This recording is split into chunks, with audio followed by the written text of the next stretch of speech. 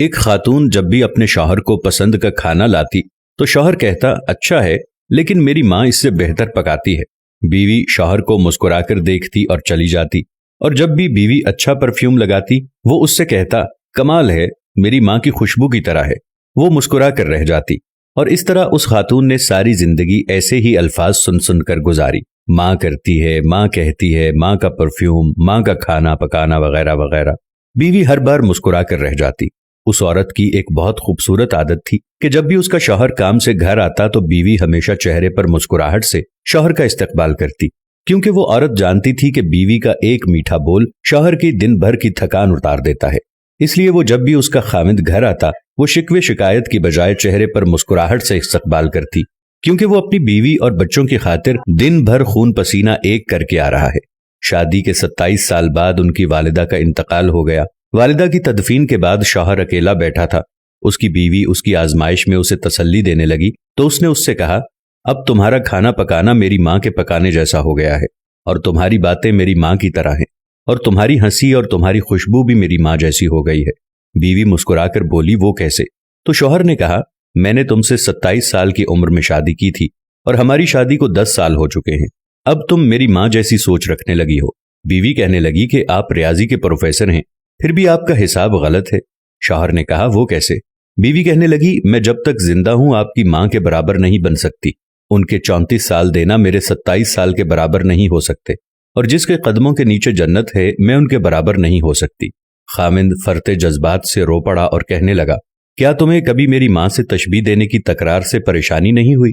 میں ہر کام میں ماں کو یاد کرتا تھا، ان کی تعریف کرتا تھا جیسا کہ دوسری خواتین کرتی ہیں۔ اس نے کہا نہیں، کبھی نہیں، بلکہ معاملہ اس کے برعکس ہے۔ خاوند نے کہا کہ وہ کون سی باتیں ہیں جو تم تمنا کرتی رہی اور میں تم سے پوچھ نہ سکا؟ بیوی نے کہا کہ جب بھی آپ اپنی ماں کی بات کرتے اور میرا موازنہ ان سے کرتے تھے میں کہتی تھی اے اللہ میرے بیٹے کے دل میں میری محبت ویسے ہی ڈال دے جس طرح تو نے اس کی دادی کی محبت اس کے باپ کے دل میں ڈالی ہے، کیونکہ آپ کی اپنی والدہ سے محبت تمام حدوں سے بڑھ کر ہے، اور میں بھی یہی چاہتی ہوں کہ میرا بیٹا بھی مجھ سے ویسی ہی محبت کرے جیسی آپ اپنی والدہ سے کرتے ہیں۔